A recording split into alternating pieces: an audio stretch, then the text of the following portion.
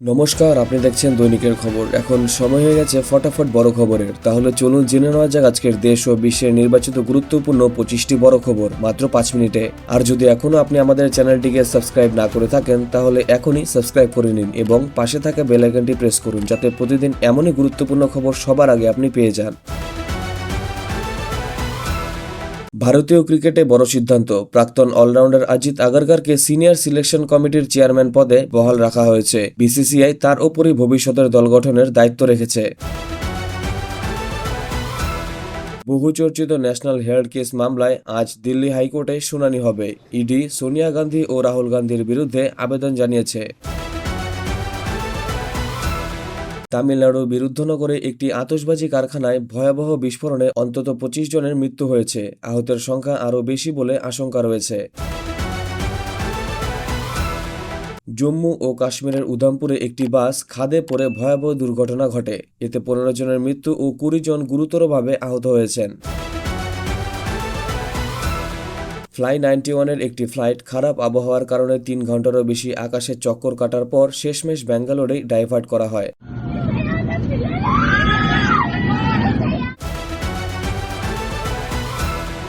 জাপানের উত্তরাঞ্চলে 7.4 মাত্রার এক শক্তিশালী ভূমিকম্প আঘাত হেনেছে, ফলে সুনামি সতর্কতা জারি করেছে প্রশাসন।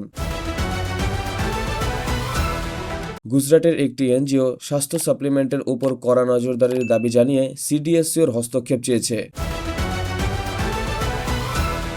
মণিপুরে এক সাম্প্রতিক বোমা হামলার প্রতিবাদে মশাল মিছিল চলাকালীন সহিংসতা ছড়ায়। পুলিশ 21 জনকে গ্রেপ্তার করেছে। প্রধানমন্ত্রী নরেন্দ্র মোদী রাজস্থানে ৭৯,৪৫০,০০,০০০ একটি বৃহৎ রিফাইনারি পেট্রোকেমিক্যাল প্রকল্প উদ্বোধন করেছেন। এক বৃহৎ দুর্নীতিকাণ্ডে সিবিআই ডিজিসিএর উচ্চপদস্থ আধিকারিক এবং রিলায়েন্স ইন্ডাস্ট্রির এক ভাইস প্রেসিডেন্টকে গ্রেপ্তার করেছে। দেশে এলপিজি ব্যবহারে উল্লেখযোগ্য হ্রাস দেখা যাচ্ছে। দৈনিক ব্যবহার 50 লক্ষ সিলিন্ডারেরও নিচে নেমে এসেছে। আমজনতার বিকল্প শক্তির দিকেই ঝোঁক বাড়ছে। নির্বাচন চলাকালীন election commission of India social মিডিয়ায় কড়া পদক্ষেপ নিয়েছে। 11,000-এরও বেশি অবৈধ পোস্ট মুছে ফেলা হয়েছে। মহিলা সংরক্ষণ বিল নিয়ে বিভিন্ন নারী সংগঠন সরকারকে চাপ দিচ্ছে। আসন্ন মনসুন অধিবেশনে যেন এটি পাশ করা হয়। বিরোধী দলগুলি জ্ঞানেশ কুমারকেই প্রধান নির্বাচন কমিশনার পদ থেকে সরানোর জন্য নোটিশ আনতে পারে। 2026 সালের বিধানসভা নির্বাচনের প্রস্তুতি তুঙ্গে। ওয়েস্ট বেঙ্গল ও তামিলনাড়ুতে ভোটের আগে 48 ঘন্টার ড্রাই ডে ঘোষণা করেছে নির্বাচন কমিশন। স্বরাষ্ট্রমন্ত্রী অমিত শাহ লোকসভা কেন্দ্রগুলিতে ভোটার সংখ্যা পুনর্বিন্যাসের প্রস্তাব দিয়েছেন। জাতীয় নিরাপত্তা উপদেষ্টা অজিত দোভাল সৌদি আরবে গিয়ে দ্বিপাক্ষিক সম্পর্ক ও নিরাপত্তা নিয়ে আলোচনা করেছেন। ইউনাইটেড নেশনস সিকিউরিটি কাউন্সিলে স্থায়ী আসনের জন্য ভারত জোরদার কূটনৈতিক প্রচেষ্টা চালাচ্ছে। প্রাক্তন বিজেপি নেতা দীনেশ ত্রিবেদীকে বাংলাদেশের নতুন রাষ্ট্রদূত হিসেবে নিয়োগের সম্ভাবনা রয়েছে।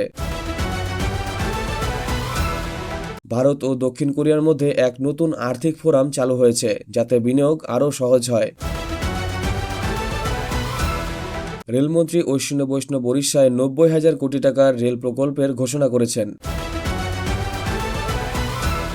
পেনশন খাতে বিদেশি বিনিয়োগ এফডিআই বাড়ানোর পরিকল্পনা করছে কেন্দ্র সরকার। মনসুন অধিবেশনে এই বিল আনা হতে পারে। এই ছিল আজকের 25টি বড় খবর। সত্য দ্রুত খবরের আপডেট পেতে যুক্ত থাকুন দৈনিকের খবরের সঙ্গে। ধন্যবাদ।